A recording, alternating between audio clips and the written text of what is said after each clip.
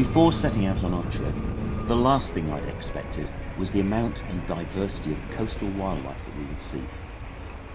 So we were amazed and surprised by the concentrations of birds on remote rocks and headlands,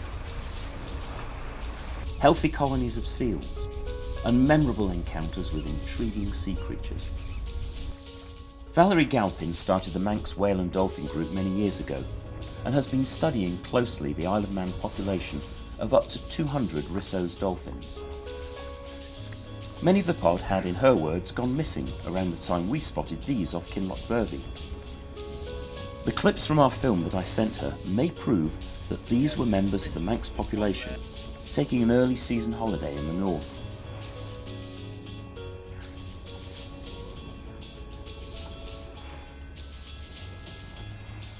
The Rissos were one of 3 different species of dolphins that we saw on our trip.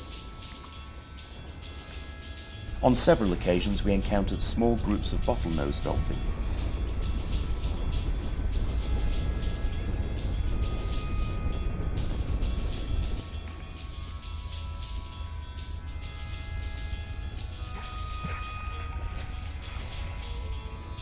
And occasionally we came across large pods of common dolphins.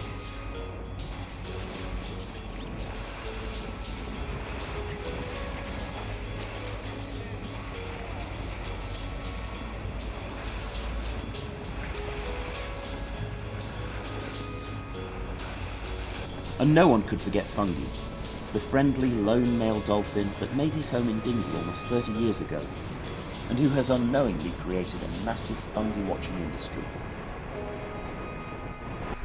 Gannets are one of the UK's seabirds that seem to be thriving.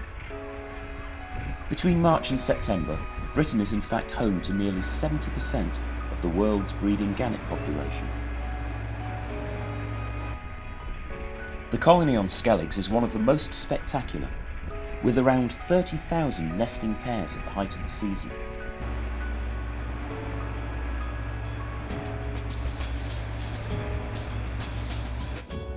As an underwater filmmaker, I regretted not having time to stop and dive in some of the unique locations that we passed through. I'd recommend anyone to at least put on a snorkel and check the amazing underwater life around our coasts.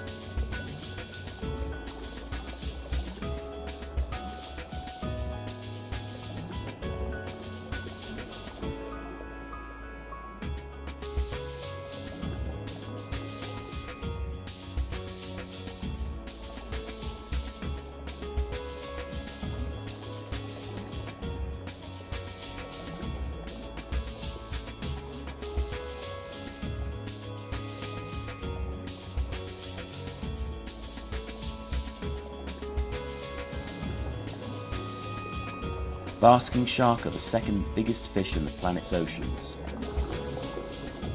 2011 was a bad year for spotting basking shark. We only saw one small one in the whole of our trip. I later learnt that this was because the plankton layers on which they feed were deeper than usual. These shark are year-round residents of our coast and are usually easy to spot in the early summer months. And the chance of snorkeling with them is an unforgettable experience.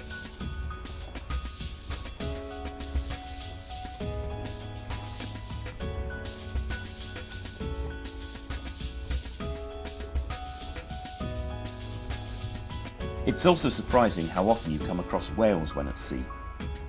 This was a giant fin whale that we spotted in Falmouth Bay later in the season.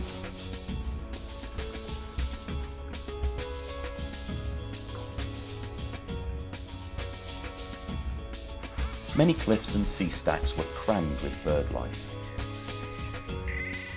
But the Farne Islands were for me a highlight of the trip, not only because of the massive concentrations of birds, but also because of how close you could get to them.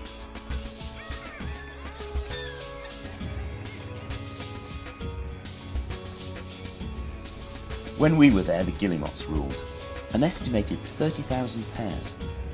But had we come later in the summer, their numbers would have been eclipsed by tens of thousands of nesting puffins. Over 180 different species of seabirds have been identified in these tiny islands in a single year, many just passing through, but over 20 species breeding there annually.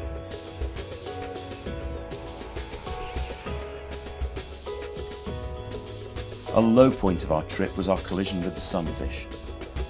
These bizarre-shaped fish are not uncommon around our coast and can grow to around 2 metres across.